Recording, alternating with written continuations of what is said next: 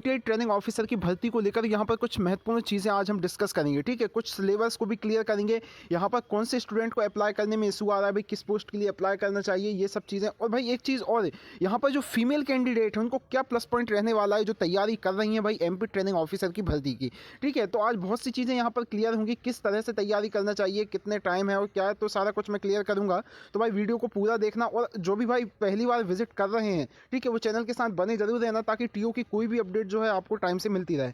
तो देखो भाई यहाँ पे पहली चीज़ें क्या होती हैं भाई, सिलेबस तो आपको नॉर्मली सभी को पता है भाई कि यहाँ पर 75-25 का रेशियो रखा जाता है सिलेबस को लेकर, ठीक है। इसमें कोई इसमें दोराहे वाली बात नहीं है कि भाई यहाँ पर सिलेबस की जानकारी किसी को ना हो, ठीक है। अब सिलेबस में भाई यहाँ पर 25 नंबर का जो है आपका नॉन टेक्निकल आता है, और यहाँ पर 75 नंबर का आपका यहाँ पर टेक्निकल आता है रिलेवेंट आपकी फील्ड से, ठीक है। अब तो यहाँ पर चीज़ें ये क्लियर होती हैं कि जो डिग्री डिप्लोमा वाले स्टूडेंट हैं, तो भाई उनको किस तरह से तैयारी करना चाहिए, क्योंकि यहाँ जो पेपर होता है वो मॉडरेट लेवल आईटीआई लेवल का यहाँ पर पूछा जाता है सारी चीज़ें जो है, तो उन्हें किस तरह से। तो देखो भाई यहाँ पर आईटीआई वालों के लिए एक बेनिफिट है कि वो यहाँ पर जो तैयारी कर रहे हैं, ठीक है, वो उनकी ट्रेड से वहाँ पर क्वेश्चन पूछे जाएंगे, ना कि डिप्लोमा लेवल के। अगर होता है तो भाई कुछ क्वेश्चन, अब देखो जैसे भाई कोई फिटर वाला स्टूडेंट है, अभी मैं आपको कॉमन बताता हूँ, एक फिटर वाला जो स्टूडेंट है, तो कहीं ना कहीं वो डिप्लोमा के क्वेश्चन भी कुछ टच कर पाएगा अगर उसकी प्रिपरेशन अच्छी है तो, क्योंकि डिप्लोमा से भी अगर कुछ क्वेश्चन आते हैं, जैसे मेटल्स को लेकर अगर कोई क्वेश्चन आ रहे हैं, ठीक है, या फिर यहाँ पर आपको मैं यहाँ पर क्लियर करूँ कि हीट ट्रीटमेंट से यहाँ पर क्वेश्चन पूछे जा रहे हैं, या फिर यहाँ पर फोर्जिंग से क्वेश्चन पूछे जा रहे हैं, ड्रिलिंग मिलिंग वेल्डिंग, ये सब यहाँ पर अगर क्वेश्चन आ रहे हैं, तो कहीं ना कहीं भाई वो डिप्लोमा वाले क्वेश्चन जो कॉमन क्वेश्चन है उनको भी सॉल्व कर पाएगा, तो इसका कोई इशू नहीं है। हाँ, लेकिन जो डिप्लोमा वाले स्टूडेंट हैं, जो भाई डीप में उस चीज़ में गए हैं, जो डिग्री वाले स्टूडेंट हैं, जो उस चीज़ को डीप में वो गए हैं, तो भाई उनको कहीं ना कहीं थोड़ा सा ग्राउंड लेवल पे आना होगा।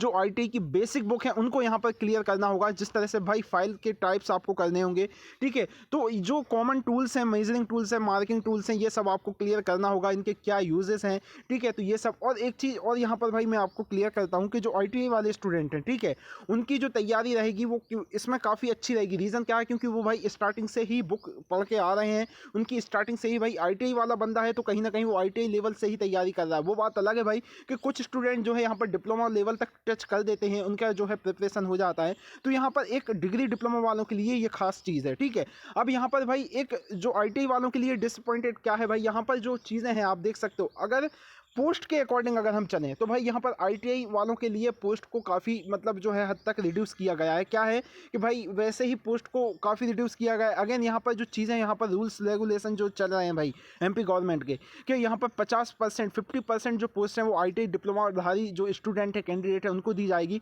और बाकी जो पोस्ट है यहाँ पर आईटीआई वालों के लिए। अब तो देखो भाई यहाँ पर कुछ स्टूडेंटों के सवाल आ रहे हैं, वो काफ़ी यही चीज़ पर भाई पूछ चुके हैं कि सर जहाँ पर एक पोस्ट है वहाँ पर आईटीआई वाला स्टूडेंट कैसे फाइट करे, ठीक है। तो ये चीज़ आपको मैं क्लियर कर देता हूँ भाई, जहाँ पर एक पोस्ट है वहाँ पर आप अप्लाई मत कीजिएगा, ठीक है।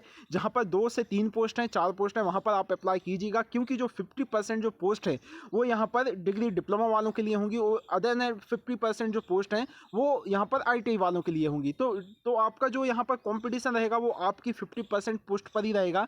लेकिन जो डिग्री डिप्लोमा वाले स्टूडेंट हैं वो अनदर आपकी जो 50% पोस्ट है उनको भी ले सकते हैं, अगर वो उस कट ऑफ के अकॉर्डिंग, अगर हाईएस्ट उनके जो मार्क्स डिप्लोमा वाले जो स्टूडेंट हैं उनके अगर आपसे ज़्यादा मार्क्स आते हैं तो वही वो आईटीआई वाले स्टूडेंटों की पोस्ट को ले सकते हैं। यहाँ पर फीमेल कैंडिडेट की यहाँ पर मैं आपको क्लियर करूँगा भाई।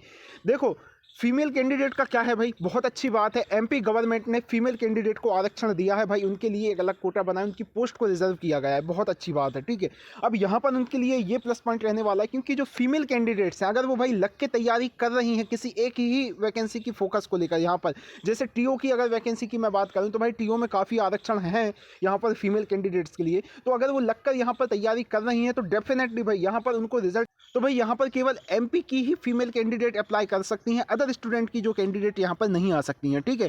चाहे वो कोपा वाली हो या फिर यहाँ पर मैकेनिकल वाली हो या फिर डिग्री डिप्लोमा में जो भी हो भाई, जिस स्टेट से भी यहाँ पर जिस ब्रांच से भी उन्होंने ITI degree diploma pass out करके रखा है, ठीक है। मैक्सिमम जो है भाई यहाँ पर कोपा में ज़्यादा है फीमेल कैंडिडेट, तो उनका यहाँ पर अकॉर्डिंग मैं बता रहा हूँ कि यहाँ पर अगर वो अपनी तैयारी लग कर रही हैं तो डेफिनेटली यहाँ पर आपको जो है काफ़ी अच्छा बेनिफिट देखने मिल जाएगा, क्योंकि एमपी गवर्नमेंट के ही यहाँ पर कैंडिडेट अप्लाई कर सकती हैं, उसके बाद इन्हें अलग आरक्षण दिया गया है, ठीक है। तो यहाँ पर काफ़ी उन्हें बेनिफिट है। और जो चीज़ें हैं देखो, फीमेल कैंडिडेट काफ़ी कम अप्लाई कर सकती हैं, करती हैं। कोई भी आप देख लीजिए, चाहे कोपा हो, चाहे कोई भी वेल्डर ट्रेड हो यहाँ पर ITI में, या फिर फिटर वाली हो, या फिर इलेक्ट्रीशियन वाली हो, यहाँ पर डिप्लोमा में मैकेनिकल इलेक्ट्रिकल वाली हो, तो यहाँ पर देखना भाई जो फीमेल कैंडिडेट हैं उनके फॉर्म बहुत कम फिल होते हैं। तो कहीं ना कहीं उनको ये बहुत अच्छा चांस है कि जो कैंडिडेट अगर लगकर तैयारी कर रही हैं उसकी, तो डेफिनेटली वो वहाँ पर सक्सेस पाएंगी, ठीक है। तो आपको पढ़ना किस तरह से है भाई, ये चीज़ मैं आपको क्लियर करता हूँ कि जो भी हाईएस्ट जो जिनों का क्वालिफिकेशन है उनको कहीं ना कहीं भाई ITI लेवल पे पढ़ाई करनी होगी, जो ITI की बुक्स हैं।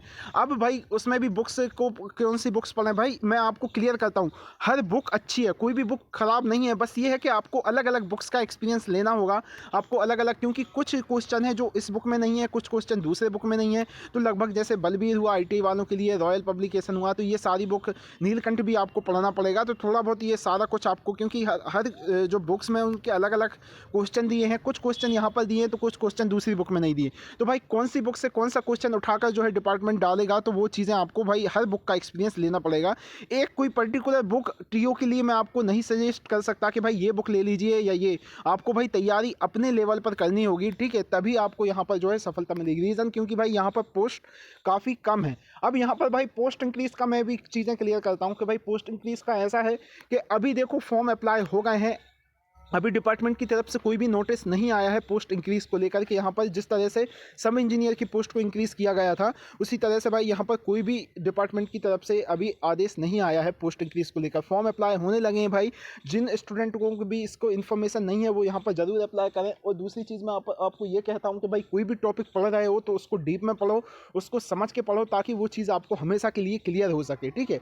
तो इस तरह से अगर आप तैयारी करते हो तो कहीं ना कहीं भाई TO आपके लिए एक बहुत अच्छी जॉब रहने वाली है, बहुत अच्छी यहाँ पर जॉब अपॉर्चुनिटी है, ठीक है। अब भाई जो मेल कैंडिडेट हैं उनकी पोस्ट यहाँ पर जो है अकॉर्डिंग टू काफ़ी कम है, तो उनको थोड़ा सा अच्छे लेवल पर प्रिपरेशन करना होगा। ऐसा नहीं है कि भाई फीमेल कैंडिडेट, क्योंकि फीमेल कैंडिडेट के लिए ये जो है यहाँ पर वैकेंसी कंपटीशन तो रहेगा, क्योंकि भाई उनकी पोस्ट भी यहाँ पर कम है।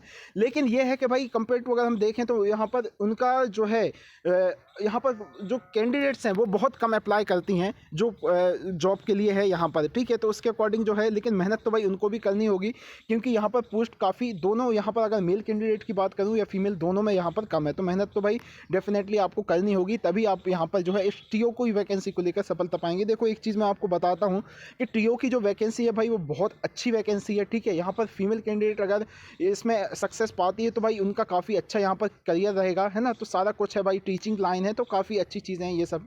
तो आपको प्रिपरेशन कंटिन्यू रखना। यहाँ पर जो आपका दूसरा पार्ट है 25% यहाँ पर जो नॉन टेक्निकल पूछा जा रहा है, तो भाई इसमें प्रीवियस ईयर के अकॉर्डिंग आपको नहीं चलना है कि भाई यहाँ पर 25% जो है यहाँ पर पूरा GK आया था, मध्य प्रदेश GK, तो इस बार भी आपको GK ही करके जाना है, ठीक है। यहाँ पर आप देख रहे हो भाई सिलेबस, यहाँ पर इस बार डिपार्टमेंट आपसे क्या पूछता है ये नहीं बताएगा, क्योंकि कुछ स्टूडेंट अगर इस बार GK करके गए तो पता चला भाई वहाँ पर नॉन टेक्निकल आपको दे दिया, जिसमें आपको मैथ्स रीजनिंग हो गया, तो भाई वहाँ पर फिर आपको दिक्कत हो जाएगी। तो अभी आपको यहाँ पर हर चीज़ क्लियर करके जाना है यहाँ पर, लेकिन बेसिक क्लियर करके जाना है, ज़्यादा डीप में नहीं। जैसे आपसे साइंस में है तो भाई साइंस में फिजिक्स के बेसिक आपको क्वेश्चन करके जाने हैं, जो MCQ रहते हैं वो लगा कर जाइए आप, ठीक है। केमिस्ट्री के जो बेसिक MCQ हैं, ज़्यादा डीप में आपको नहीं जाना है, ठीक है। मैथ्स के आपको जो है यहाँ पर सवाल करने होंगे, जो बेसिक सवाल होंगे, ठीक है। उसके बाद यहाँ पर सामान्य ज्ञान को भी आपको यहाँ पर करना होगा, GK वगैरह, तो वो तो भाई आपको मैंडेटरी है, वो आपको MP GK तो पढ़ के जाना ही होगा, ठीक है। उसके बाद रीजनिंग आपको करनी होगी, उसके बाद कंप्यूटर के कुछ बेसिक आपको क्वेश्चन करने होंगे, ठीक है। यहाँ पर जो पार्ट्स रहते हैं उनका क्या यूज़ है क्या नहीं है, तो ये सारी चीज़ें यहाँ पर आपको क्लियर करनी होगी। नॉन टेक्निकल का कोई खास भाई इशू नहीं है, यहाँ पर मेन पार्ट रहता है मध्य प्रदेश GK का।